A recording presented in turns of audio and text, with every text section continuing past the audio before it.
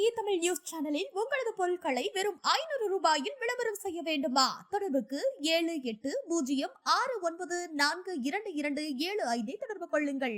Tamil news நேயர்களுக்கு வணக்கம். இன்றைக்கு நம்மளோட அரசியல் பேசுவதற்காக தமிழ் நியூஸின் தலைமை ஆசிரியர் செந்தில் அவர் இணைந்திருக்கிறார். சார் வணக்கம். வணக்கம் சந்திர, வணக்கம். நேயர்களுக்கு ஒரு அன்பு வேண்டுகோள், சேனலை மறக்காம சப்ஸ்கிரைப் பண்ணிருங்க. இந்த வீடியோவை லைக் பண்ணிட்டு உங்கள் கருத்துக்களையும் மறக்காம கமெண்ட் செக்ஷன்ல போட்டுருங்க. அந்த பெல் ஐக்கானையும் கிளிக் பண்ணிருங்க.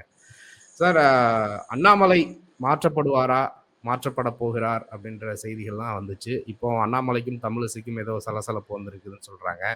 பாஜக, தமிழ்நாடு பாஜகல என்ன நடக்குது, நீங்க என்ன நினைக்கிறீங்க சார்? ஆக்சுவலா வந்து மாநில தலைவர் தேர்தல்லாம் முடிச்சுட்டு அடுத்த கட்டத்துக்கு கிட்டத்தட்ட பிப்ரவரி 15ஆம் தேதிக்குள்ள அவங்களுக்கு வந்து அகில இந்திய தலைவருக்கான தேர்தல் முடிக்க வேண்டிய கட்டாயத்துல பாஜக தலைமை இருக்கு. அப்ப அவங்களை பொறுத்த வரைக்கும் டெல்லி எலெக்ஷன் அதை முடிச்சுட்டு பண்ணிடலாம்னு நினைக்கிறாங்க. அதனாலதான் அப்படியே கொஞ்சம் இந்த அகில இந்திய தலைவர் விஷயத்துல அப்படியே கொஞ்சம் நிப்பாடு இருக்காங்க. என்ன காரணம்னா 5ஆம் தேதி உங்களுக்கு டெல்லி எலெக்ஷனுடைய வாக்குப்பதிவு அது முடிஞ்சதுக்கு அப்புறம் அவங்க அதுக்கான அடுத்த தலைவர் யார், தேசிய தலைவர்களுக்கான விஷயத்த பார்க்க ஆரம்பிச்சுருவாங்க. அதை நம்ம அதை பொண்ணு. பட் அதே சமயத்துல மாநில தலைவர் விஷயத்துல நீங்க ஏற்கனவே கிட்டத்தட்ட 25ஆம் தேதிக்குள்ள தலைவர் அறிவிக்கப்படுவார்னு சொன்னாங்க. இப்போ 30ஆம் தேதின்னு சொல்லியிருந்தாங்க. பட் இப்போ 30ஆம் தேதிக்கும் வாய்ப்பு இல்லை அப்படிங்கிற ஒரு தகவல் தான் இப்போ நம்மளுக்கு கிடைச்ச தகவல். என்ன காரணம்னா, முதல்ல அண்ணாமலைக்கு தான் கண்டினியூ வாய்ப்பு கொடுப்பாங்க. கண்டிப்பா என்ன காரணம்னா சட்டமன்ற தேர்தல் வரைக்கும் அண்ணாமலை தான் இருப்பாரு அப்படின்னு சொன்னாங்க. அதுக்கப்புறம் என்ன சொல்றாங்க, இல்ல இல்ல அண்ணாமலை மாத்திரத்தை முடிவு பண்ணிட்டாங்க. காரணம் என்னன்னா, கூட்டணி விஷயத்துல வந்து அண்ணாமலையை வச்சுக்கிட்டு சரியா இருக்காது. ஏன்னா பாஜக கூட்டணியில யார் வந்தாலும் அண்ணாமலை வேண்டாம் அப்படின்னு தான் கேட்கிறாங்க, சொல்றாங்க. குறிப்பா சொன்னா அதிமுக வந்து அண்ணாமலை இருக்கிற வரைக்கும் அந்த கூட்டணிகளுக்கு பேச்சுவார்த்தைக்கு வாய்ப்பு இல்லை அப்படின்னு சொல்லிடுச்சு ஆரம்பத்துல. ஸோ அதனால அவங்களா இருக்கட்டும், நீங்க பாட்டாளர்கள் கட்சிக்குமே ஒரு ரொம்ப வருத்தம் இல்லைன்னா தனியா அவர் எடுக்கிற முடிவுகள் அதெல்லாம் வந்து அண்ணாமலையோட ஸ்டாண்ட் வந்து அவங்களுக்கும் பெருசா பிடித்தம் இல்லை. இல்லை இப்படி அண்ணாமலையை வச்சுட்டு இருந்தோம்னா நீங்க எலெக்ஷனை பொறுத்த வரைக்கும் சரியா இருக்காது. 2026 தமிழக சட்டமன்ற தேர்தல் அப்படின்னு அமித்ஷா பார்க்குறாரு. அவருடைய பார்வை வந்து அண்ணாமலையை மாத்திட்டு புதிய தலைவரோட தேர்தலை சந்திச்சா நல்லா இருக்கும், தமிழ்நாட்டில் ஒரு ஸ்மூத்தான சூழ்நிலையை கொண்டு போகலாம் அப்படின்னு நினைக்கிறாரு. அதனாலதான் அவங்க ஏற்கனவே என்ன சொன்னாங்கன்னா, தமிழிசைக்கு வாய்ப்பு இருக்கா, நீங்க வானதிக்கு இருக்கா, அப்புறம் அதுக்கப்புறம் அடுத்த கட்டமா என்ன சொன்னாங்கன்னா, இவரு நைனா நாகேந்திரனுக்கு வாய்ப்புகள் அதிகம். அவர் வந்து ஒரு தென் மாவட்டத்துல ஒரு ஒரு பெரும்பான்மையான சமூகத்தை சேர்ந்தவர், அதனால கொஞ்சம் நல்லா இருக்கும். கொஞ்சம் எலெக்ஷனை பொறுத்த வரைக்கும் சட்டமன்ற தேர்தலில் ஒரு பெரிய ஒரு பக்க பலமா இருக்கும் அப்படின்லாம் சொல்லிட்டு இருந்தாங்க. பட் பார்த்தீங்கன்னா இது வரைக்கும் யாரு அப்படிங்கிறது முடிவாகவே இல்லை. காரணம் என்னன்னா, மாவட்ட தலைவர்கள் கிட்டத்தட்ட பார்த்தீங்கன்னா பாஜக 67 மாவட்ட தலைவர்கள் இது வரைக்கும் கிட்டத்தட்ட 64 மாவட்ட தலைவர்கள் வந்து அறிவிக்கப்பட்டாங்க. ஒரு 3 அறிவிக்காம இருக்கிறாங்க. அதுக்கு காரணம் என்ன, அவங்க வந்து இந்த உட்கட்சி அந்த பொறுப்புகள்லாம் இன்னும் ஃபுல்ஃபில் முடிக்கல. கோயம்புத்தூர் மாநகர் உட்பட 3 அப்படியே நிற்குது, பெண்டிங்ல இருக்குது. மொத்தம் என்ன, மொத்தம் 64 அனௌன்ஸ் பண்ணிட்டாங்க. அது என்ன சொல்றாங்கன்னா, அந்த 64 மாவட்ட தலைவர்கள் விஷயத்துல அண்ணாமலை சுத்தமா கண்டுக்கவே இல்லை. ஏன்னா முதல்ல வழக்கமா என்ன பண்ணுவாங்கன்னா, மாவட்ட தலைவர் இருந்தாதான் சரியா இருந்தாதான் மாநில தலைவர் சரியா இருக்க முடியும். நம்மளுக்கான ஆட்களா இருந்து நம்மளுக்கு ஆதரவாளரா இருந்தாதான் நீங்க வந்து அப்படி ஸ்மூத்தா போயிட்டு இருக்கும். நீங்க வந்து வேற ஒருத்தருடைய ஆதரவாளரா இருந்து நீங்க மாநில தலைமை நீங்க பொறுப்பு வந்தீங்கன்னா ஒரு கான்ட்ரடிக்ஷனா போயிட்டு இருக்கும், சரியா இருக்கும். ஒரு மாவட்டத்திலையும் வேற மாதிரி சூழ்நிலை இருக்கும். அதனால என்ன சொன்னாங்கன்னா, அண்ணாமலை வந்து ரொம்ப இன்ட்ரெஸ்டா எடுத்து பண்ண ஆரம்பிச்சு போறாரு அப்படின்னாங்க.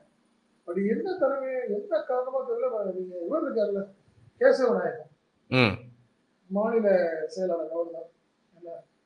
அவர்னால என்ன சொன்னாங்கன்னா, கேசவ விநாயகம் என்ன பண்ணிட்டாரு, யாரு சொன்னாலும் கேட்க வேணாம், நீங்க மேல இருந்து நான் ஒரு லிஸ்ட்டை கொடுக்குறேன் அப்படின்னு ரெடி பண்ணி கிட்டத்தட்ட 64 பேர் போட்டது இல்லாம வித்தவுட் நாலேஜ் ஆஃப் அண்ணாமலை அவங்க முழுக்க முழுக்க மாவட்ட தலைவர்கள் போட்டதுல ஒரு பெரிய வருத்தத்தில் இருக்காரு அண்ணாமலை. நான் இப்போ வெளியே தூக்கணும்னு முடிவு பண்ணி தான் நீங்க பண்ணிருக்கீங்களா ம். அப்படிங்கிற ஒரு பெரிய கேள்விக்குறியோட அவர் நிக்கிறார். பாத்தீங்கன்னா, 1 மாசமா அவர் அண்ணாமலையோட பேச்சே இல்ல பாத்தீங்களா உங்களுக்கு? ஆமா. அடாலோட அவரு சாட்டையில அடிச்சிட்டதுக்கு அப்புறம், அவருடைய ம். பேச்சே சுத்தமா குறைஞ்சிருச்சு. ம். வழக்கமா தடால் புடால்னு பேட்டியெல்லாம் குடுத்துட்டு இருக்கிறவரு, ம். ரொம்ப நிதானமா, பொறுமையா பேசிட்டு இருக்கிறாரு. ம். காரணம் என்னன்னா, நம்மளுக்கு மாநில தலைவர் குடுப்பாங்களா, மாட்டாங்களாங்கிற ஒரு கேள்விக்குறியில இருக்கு. ம். இப்ப நம்மளுக்கு கிடைச்ச ஒரு தகவல் என்ன சொல்றாங்கன்னா, ஒரு பட்டியலினத்தை சேர்ந்த ஒருத்தருக்கு தலைவர் குடுத்தா என்ன? ஓகே. அப்படின்னு நினைக்கிறாங்க. ம். அப்படின்னு ம். சொல்லிட்டு ம். இப்ப என்ன சொல்றாங்கன்னா, வெங்கடேஸ்வரன் அப்படின்னு சொல்றாங்க. வெங்கடேசன் தேசிய துப்புரவு பணியாளர் ஆணையத்தோட தலைவரா இருக்காராம். தமிழ்நாட்டுல ஓகே. சென்னைக்காரரு. என்ன ஆ, ஆ. அவரு தான் வந்து அம்பேத்கர் கண்ட இந்து ராஜ்யம் அப்படின்னு புக் எழுதுறவரு. ஓ! ஆமா, ஆமா. அவருக்கான வாய்ப்புகள் இருக்கு அப்படின்னு இப்ப நம்மளுக்கு ஒரு தகவல் சொல்றாங்க. ஓகே. பட்டியலினத்தை சேர்ந்தவருக்கு குடுத்தா நல்லா இருக்கும். ஏன்னா, ஆ, இத ஆ. எத வச்சு நம்ம சொல்றோம்னா, கவர்னர் சொல்றாரு. ஒரு வார்த்தை சொல்லியிருந்தாரு பாத்தீங்கல்ல, நீங்க 2 நாளைக்கு முன்னாடி ம். நீங்க குடியரசு தின உரையில அவர் சொல்றாரு. தமிழ்நாட்டுல பட்டியலினத்தை சேர்ந்த ஒருத்தர் முதல்வர் ஆவாருன்னா வாய்ப்பு இருக்கா? ம். எனக்கு என்னமோ அதுக்கான வாய்ப்புகள் இருக்கிற மாரியே தெரியல அப்படின்னு ஒரு வார்த்தை சொல்லியிருந்தாரு.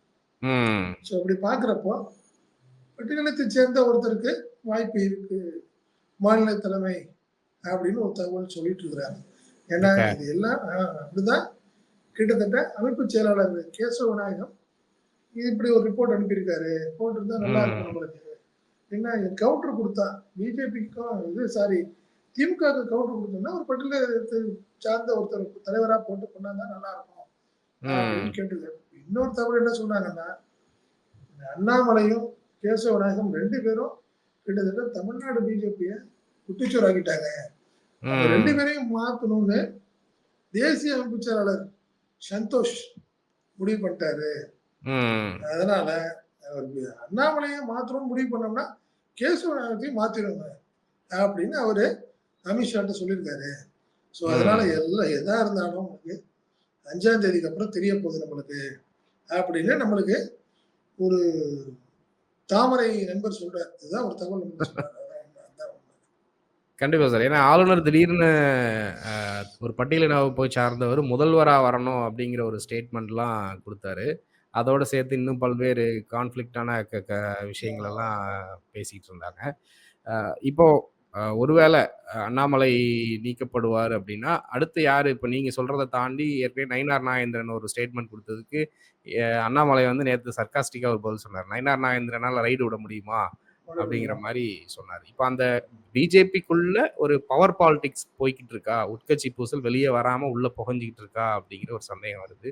அத எப்படி பார்க்குறீங்க? 100% அப்ப அது ஒண்ணும் இல்ல. நீங்க அண்ணாமலையோட நெருக்கமா இருந்த ஒரு நிர்வாகி கிட்டத்தட்ட 1 மாசமா வெளியவே தெரியாம இருக்காரு. தெரியுமா உங்களுக்கு? அமர் அமர் பிரசாத் ரெட்டின்னு ஒருத்தர் இருந்தாரு. ரொம்ப நாளா எங்க காணோம். இருக்காரு? ஆமா. ஆள காணோம் பார்த்தீங்களா அவர? சரி என்ன நடக்குதுன்னே தெரியல பிஜேபிக்குள்ள. ம், ம், நீங்க ம், ம். அந்த ஐடி ரைடுக்கு முன்னாடியே அவர் எஸ்கேப். ஆமா. அமர் அமர் பிரசாத் பிரசாத் ரெட்டி. ரெட்டி. ஆமா. அவர் ரெட்டி. ஏன்னா அவரு தான் கிட்டத்தட்ட அவரும் அண்ணாமலை தான் ரொம்ப நெருக்கம். நீ இன்னும் ம், சொல்ல போனா அவரு ஃபாரின் போயிருந்தப்ப கூட அமர் பிரசாத் ரெட்டி அங்க போயிருந்தாரு. ம், அவர பார்த்து ம், அங்க ம், போயிருந்தாரு, வந்தாரு. ஸோ நீங்க அதையும் சொல்றாங்க. அவரு மேலயும் கடுமையா ரெட்டி மேலயும் கடுமையான புகார்கள் போயிருக்கு.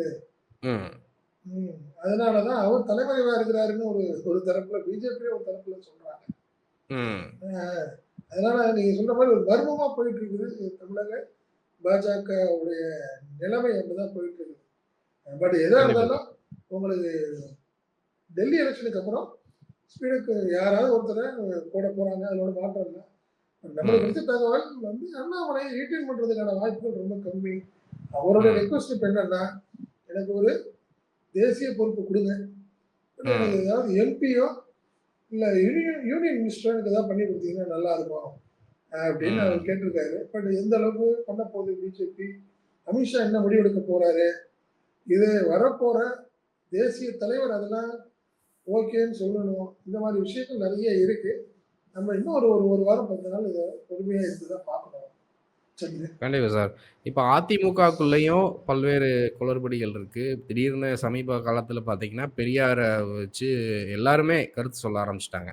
ஜெயக்குமார், செல்லூர் ராஜு, டிடிவியிலேருந்து எல்லாம் பெரியார் பெரியார் பெரியார் அப்படின்னு பேச ஆரம்பிச்சிட்டாங்க. இப்போ பயத்தில் இருக்காங்களா? ஏன்னா திரும்ப திமுக அளவுக்கு திராவிடத்தை உறுதியாக பேசலை அப்படின்னா நம்ம மக்கள் மத்தியில் நிற்க முடியாது அப்படிங்கிற ஒரு அச்சத்தில் அதனால தான் அப்போ பேசுகிறாங்களான்ற ஒரு இது இருக்குது. அதை எப்படி பார்க்குறீங்க? ஆமா 100% உண்மை. அது ஒண்ணும் மாற்றம் இல்ல. எல்லாத்துக்கும் ஒரு வருத்தம். பொதுச் செயலாளரான எடப்பாடி இதுல இந்த விஷயத்துல ஸ்ட்ராங்கா பேசியிருக்கணும். பேசலங்கிற 2ஆம் கட்ட தலைவர் எல்லாத்துக்கும் ஒரு வருத்தம் இருக்கு. பட் அவருடைய பிரச்சனை அவருக்கு என்னன்னு நம்மளுக்கு நல்லா தெரியும். காரணம் என்னன்னா, பிஜேபியோட அனுசரிச்சு போக வேண்டிய கட்டாயத்துல அவர் இருக்கிறதுனால, நீங்க வந்து சீமான் பேக்கிங்ல பிஜேபி இருக்கு. ஸோ சீமான விமர்சனம் பண்ண பிஜேபி கோச்சுக்குமோன்னு அண்ணா இவரு எடப்பாடி ரொம்ப வருத்தமா அவருக்கு சங்கடத்துல அவர் இருக்காரு. அதுதான் காரணம். இல்லைன்னா ஸ்ட்ராங்கா பேசலாம். ஏன் ஜெயக்குமார் பேசுற அளவுக்கு கூட, செல்லூர் பேசுற அளவுக்கு கூட அவர் இல்லையே. எடப்பாடி பேசலையே. பெரியார் இஷ்யூல அவர் ஒண்ணுமே பேசல அந்த விஷயத்துல. பட் அவரை பொறுத்த வரைக்கும் அடுத்த டூர் மூடுல இருக்காரு. 234 தொகுதியிலையும் போறதுக்கான விஷயங்கள் பாக்குறாரு. நீங்க அடுத்த கட்ட பிரசாந்த் கிஷோரோட பேச்சுவார்த்தை நடந்தது. மிதுன் அவர பையன் இருக்காருல்ல, மிதுன் இருக்காருல்ல, எடப்பாடி பையன் மிதுன் வந்து பிரசாந்த் கிஷோரோட உட்காந்து பேசினாங்க. பேசுனதுக்கு அவங்க என்ன சொல்றாங்க, எங்களுக்கு இந்த எலெக்ஷன் 2026 எலெக்ஷன் எங்களுக்கு பண்ணி கொடுங்க, பட் நீங்க மட்டும் வந்தா போதும், மத்தபடி மத்த ஆட்கள் எல்லாமே நாங்க உங்களுக்கு ரெடி பண்ணி தரோம். ஏடிஎம்கே கேடஸ், ஏடிஎம்கே ஐடி விங் அவங்களுக்குள்ள ஃபாலோவர்ஸ்ல மட்டும் வச்சு ஒரு டீம் ரெடி பண்ணி நீங்க சொல்றதை செய்யறதுக்கு நாங்க ஆட்கள் ரெடி பண்ணிட்டோம். உங்க ஆட்கள் எங்களுக்கு வேண்டாம், நீங்க மட்டும் வந்தா போதும், நீங்க ஒரு ஐடியா பண்ணி கொடுங்க எங்களுக்கு. ப்ரமோஷன்ஸா இருக்கட்டும், பிரச்சாரம் இப்படி எந்த மாதிரி விளம்பரங்கள் பண்ணி தரணும் அப்படிங்கறத மட்டும் நீங்க எங்களுக்கு செஞ்சு கொடுத்தா போதும் அப்படின்னு இப்ப சொல்லியிருக்கிறாங்க. பட் பிரசாந்த் கிஷோரை பொறுத்த வரைக்கும் அவர் அப்படியே யோசிச்சுட்டு இருக்கிறாரு. காரணம் என்னன்னா, நான் மட்டும் தான் நல்லா இருக்காது. ஏன்னா ஐபேக்னு ஒரு அவர்கிட்ட ஒரு ஏற்கனவே ஒரு ஆட்கள் இருக்கிறாங்க. அவங்கள கொண்டாடுறது ஏன்னா அவரு டீமா வந்தாதானே நல்லா இருக்கும். அடுத்த இல்ல இவர் எடுத்த உடனே யாரு ராஜன் செல்லப்பாவோட பையன் அவர் தான் பார்த்துட்டு இருக்காரு. ராஜ் சத்யன் அவர் தான் ஐடி விங்கு, கிட்டத்தட்ட எடப்பாடிக்கு ரொம்ப நெருங்கிய. ஸோ அவர் என்னன்னு அவங்க என்ன சொல்றாங்க, எதா இருந்தாலும் நீங்க ராஜ் சத்யன் மாதிரி ஆட்கள்கிட்ட சொல்லி முடிங்க, சொல்லி கொடுத்துருங்க போதும், நாங்க ஃபாலோ பண்ணிக்கிறோம் அப்படின்னு இது ஒரு ஃபர்ஸ்ட் ரவுண்ட் பேசி முடிச்சிருக்கிறாங்க.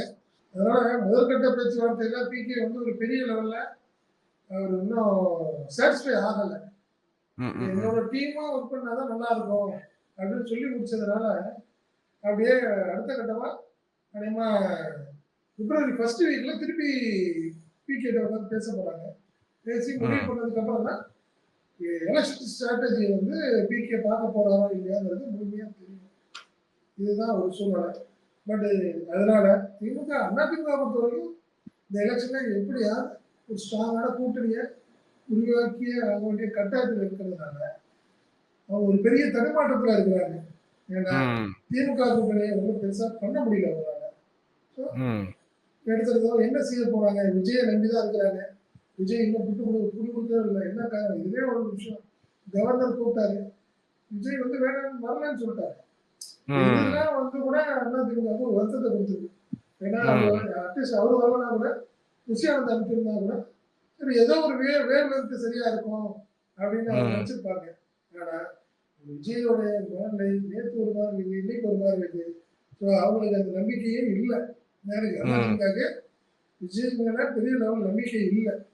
அவங்க பெருசா நம்புறது அம்பேத்கர் இவரு விடுதலை சிறுத்தைகள் வரணும் அப்படின்னு நினைக்கிறாங்க. காங்கிரஸ் வந்தா நல்லா இருக்கும் அப்படின்னு நினைக்கிறாங்க. அவ்வளவு ஈஸியா திமுக கூட்டணியிலேருந்து அவங்கெல்லாம் வெளியே வர்றதுக்கான வாய்ப்புகள் இது வரைக்கும் இல்லை. அதனால அதிமுகவுடைய சூழ்நிலை ஒரு குழப்பமான சூழ்நிலை தான் போயிட்டு. கண்டிப்பா சார், தொடர்ந்து பேசுவோம். தங்கள் கருத்துக்களுக்கு நன்றி. நன்றி சந்திர. நமது தமிழ் நியூஸ் சேனலில் உங்களது பொருட்களை வெறும் 500 ரூபாயில் விளம்பரம் செய்ய வேண்டுமா? தொடர்புக்கு 7806942275 தொடர்பு கொள்ளுங்கள்.